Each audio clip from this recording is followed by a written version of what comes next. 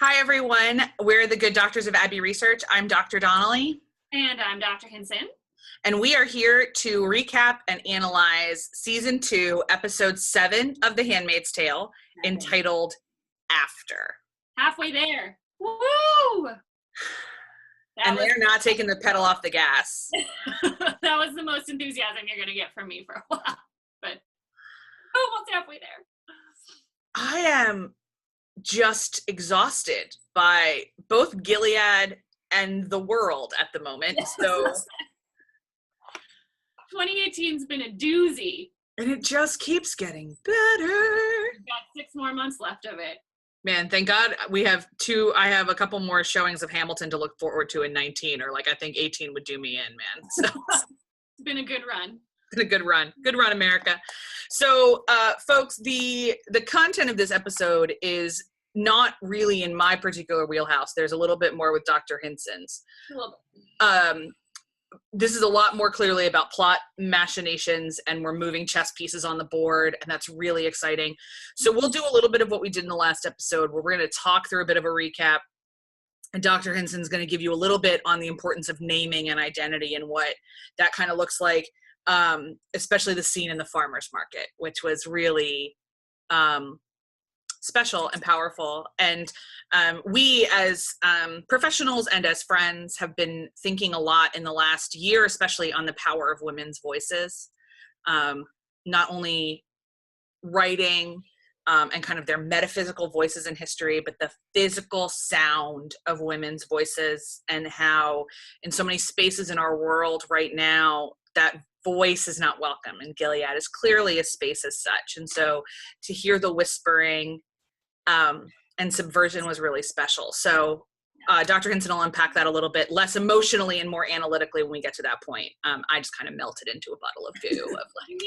Me too. I cried. It was really powerful, but it was really symbolically powerful, and I don't want to skim over that. So yeah, so we'll get to that. So we open with the funerals of the funeral of the handmaids who died in the explosion. I got really excited for a little bit that I thought it was potentially all the commanders. And then I was like, but why are only the handmaids there? And then I was sad that it was the handmaids. Yeah. And hold on. Pardon. So all the handmaids are veiled. There's very specifically like custom funeral outfits. Yeah. Cool. I'm glad they thought of that. And marching behind a drummer. Aaron and I have a very specific emotional history with drummers and marching bands. So as a little shout out to us. We felt personally seen. I felt personally seen in that moment. I felt like they said, this is for you guys. Yeah, just for you guys. And anyone else who's ever lived through marching season in Northern Ireland. Yep. Shout out. Mm-hmm. So then Aunt Lydia is holding court, as she does. She's talking religious word salad. I think some of it's from the Book of Common Prayer. I'm not an expert in death rituals. That's never been my particular bag. And even when I was doing more pastoral stuff, funerals weren't really a huge part of my practice. So gonna have to tell you, like, that could be really symbolic, and I've just missed it. I don't know. Sorry, guys. The thing that got me the most is when she said that she wishes she could give them a world without violence. I know, because she doesn't see oppression as violence, which it is, but she doesn't see it. Because she doesn't see it as oppression. Their whole lives are violence. Yeah. Yeah. I mean, and then it was really, playing on this idea of names, obviously significant that it was not their real names that were said. Yeah. And we continue to observe the power of ritual in Gilead, that it was very orderly, which I do know this about death rituals because I've traveled enough in other parts of the world. Every civilization has death rituals. Yeah. And how we mourn is very specifically patterned. And it's actually one of the things we do talk about in Christianity is that we don't have a way, unlike Judaism where you sit Shiva and some other very ritualized, elongated things. Protestants just bring casseroles for about 10 days and then we don't know what else to do. So some of them are very short, some of them are very long, but every culture has death rituals. If you're really fascinated by them, by the way, I would encourage you to Google how you buy things in Hong Kong for the funeral pyres, because it's really, really fascinating. So, and the really decorative caskets that they have in Mexico are fascinating as well. Yeah, tens of thousands of these elaborate, colorful representations of the person. Yeah, fascinating. Sarcophaguses in Egypt. I mean, that's what pyramids are. Like, you can fall down all the rabbit trails. So then we're back from the funerals. There's a really fascinating conversation that Offred has where she asks what everyone's name was, and especially Off Glenn's name. Yeah. So we start to get that theme of the episode through it. And we notice that the eyes have been through Gilead, and there are, I mean, it's just lousy with dead people hanging from rafters. Lots of bodies. Yeah. So if you want to know my thoughts about hanging and capital punishment, there's a video on our YouTube channel. I won't go into it now, but it is still symbolically a public execution is very symbolically potent in most suppressive and oppressive cultures. What I'm not really sure about is why those people were hung. Were they part of the bombing? I'm assuming that they were. I mean, we learn later in the episode that the Offglen's entire household was killed. Okay. Because so maybe it's like people who were attached to those handmaids? Okay. I don't know how they would have found anything out that quickly, or if they're just killing random people as intimidation. I could see either. Okay. So then we find out, then we're in a basement somewhere with Waterford on life support. I was so pissed. I was so pissed. So pissed. I mean, not that I never want to see Joseph Fiennes again. He's a delight. But, like, I could just rewatch Shakespeare in Love and I'd be fine with that. So we find out that Vesti is dead. Yeah. R.I.P. Vesti. And I was really sad for Nick because now freedom is eliminated. Yeah, now he's not getting out of the house anytime soon. No. We meet General Cushing, who appears to be the world's craziest human. He's duking it out with Aunt Lydia for, like, love of Gilead. Yeah, Commander Cushing has drunk all of that Kool-Aid. All of it. And he says that God saves his most difficult tasks for the truly faithful, which is nowhere in scripture and a pile of crap. And then promises Fred that he'll find out who is responsible for this. And this is when I started getting nervous because Cushing clearly has a God complex, and men with any level of power and God complexes are a problem. Yeah. Sounds like an inquisition to me. Yeah. So then we bounce back to the colonies and we see that a bunch of them are rounded up through tasing, including Janine and Emily. And at this point I was like, oh, they're repopulating the handmaids. They found the fertile colonial women and they have to repopulate the handmaids, which we find out later is what happened. So yeah, that was my first thought as well. And you know, I'm not really good at picking up on things in episodes sometimes until after it happens. And then I'm like, oh, but yeah, that time I was like, those are probably all the fertile ladies. Mm-hmm. God bless. Little do they know that Emily already has radiation poisoning. So happy birthday. Like she's going to be able to carry a child. Cool. She no longer is fertile, by the way. I know you guys don't have Google anymore, but someone does. Call Canada and ask what happened, what radiation poisoning does to the human body. Yep. Yeah. So speaking of Canada, we go up there. This is when I largely discovered that I am so into what's going on in Gilead that anytime taken away from Gilead, I'm now annoyed because I was just sitting there being like, right, so Moira had to do surrogacy. Like, I want to, what's with Offred? What's going on with Offred? I'm not patient, BT dubs. But we do find out that Moira did, in fact, her child that she had, the way that we know that Moira was fertile is that she did a surrogacy for a really seemingly lovely couple. Yeah, in England, hopefully fine. totally fine. And and her fiance was actually the doctor that facilitated the surrogacy and the fertility. So that was a nice, we get a lot of Moira kind of in the back here, and I'm not sure to what purpose. No, I'm sure there is one though, because they wanted us to know why she is the way she is, especially about other relationships with women in intimacy. So they needed us to know that. They needed us to know that. Cool. We did find out that there's a couple rooms in Canada of books where people are just pictures of dead people. God bless Canadian organization, where you can just sit and page through pages of dead people and see if you can find your loved one. The stacks of children. So that gives us some idea of just how many people died. I mean, it has to be nearly 1 million, if not millions. I mean, that was a lot. It was a lot. I was thinking of a couple. More than I thought. We have a couple colleagues who do kind of museum archival type things, and I just think about the conversations that they would have had to have to work in that kind of place. And we definitely have friends that for whom that would have been like their calling. Like, if we all showed up in Canada, that would be what they wanted to do. Yeah. So back in Gilead, this is when we really kick off the meat of this episode, I think, because the meat of the episode is Cushing. Yeah. And he tells Offred that he tells June that he knows she wasn't kidnapped. June, bless her, holds the party line, but Cushing is like, nope, I know what the drama is here. Yeah. June then,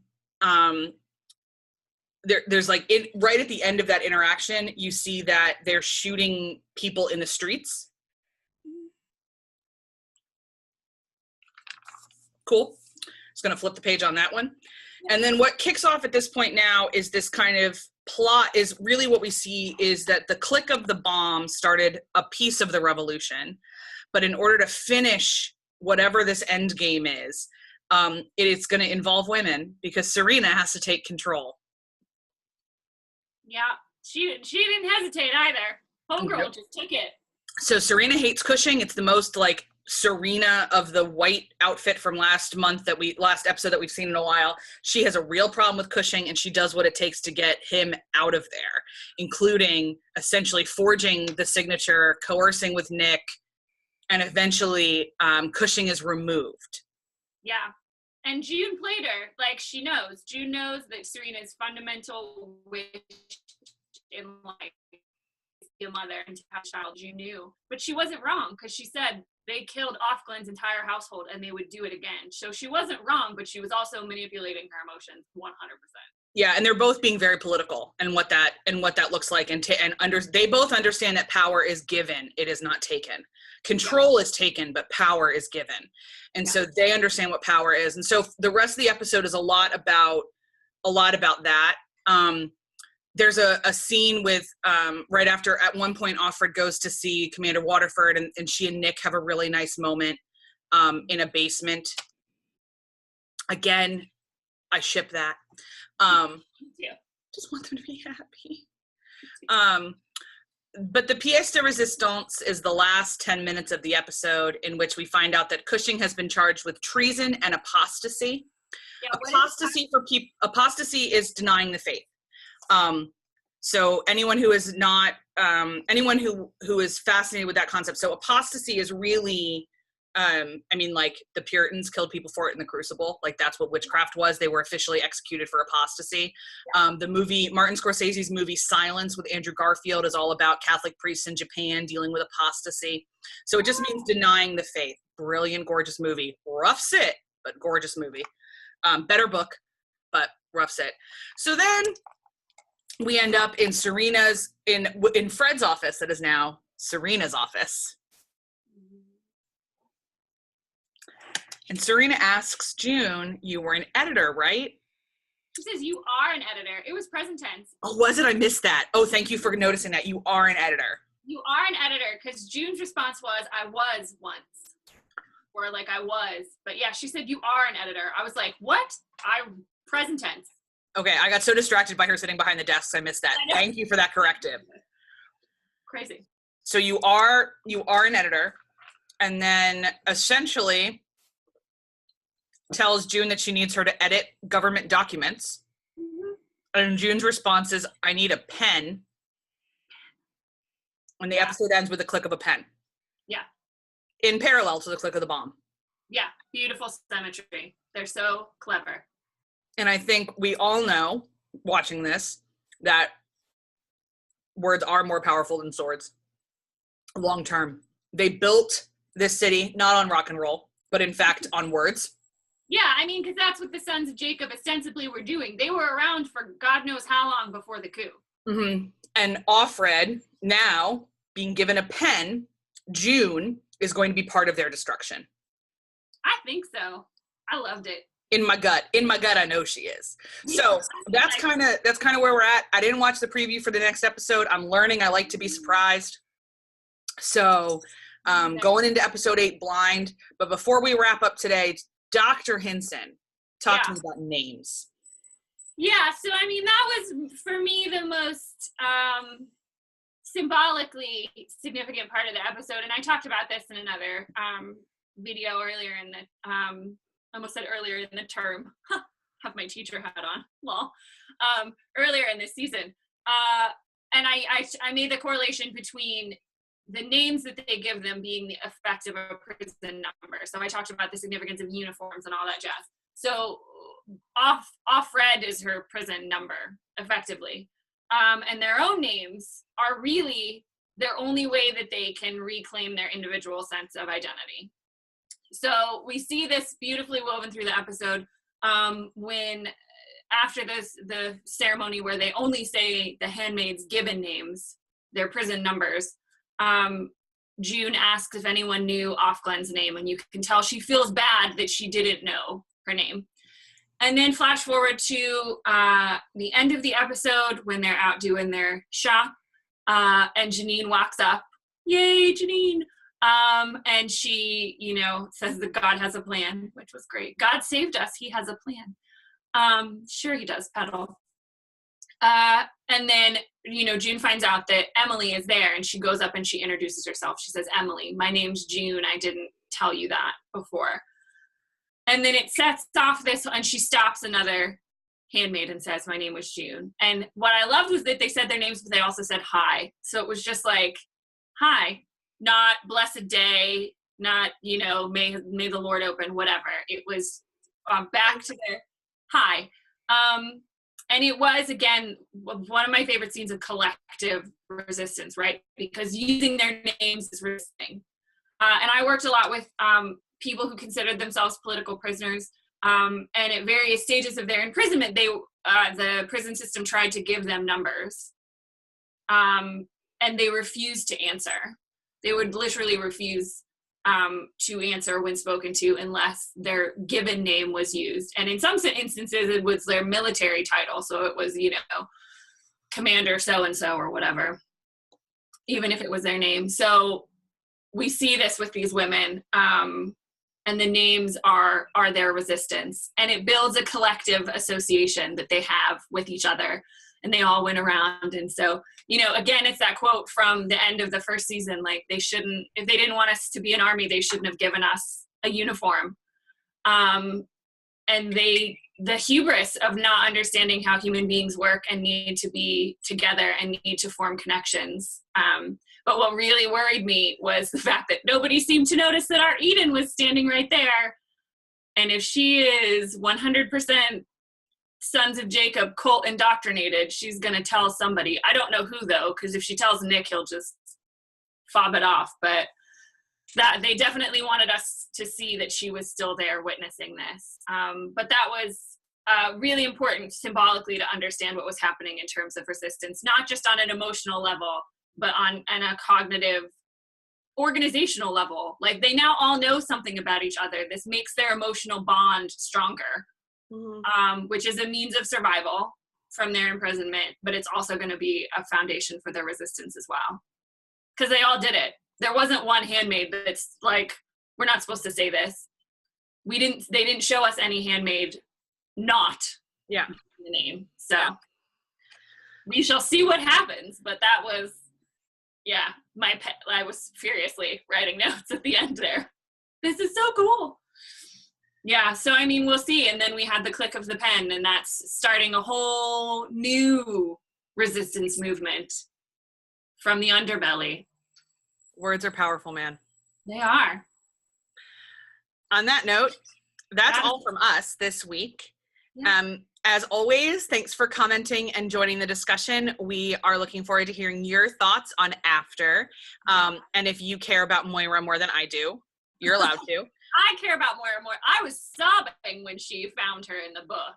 So I have a heart of stone. Really, I just am tired of Moira. So that's okay. This is why I don't watch television, guys, because if I can't control the narrative, I get annoyed after a little while. But I'm not.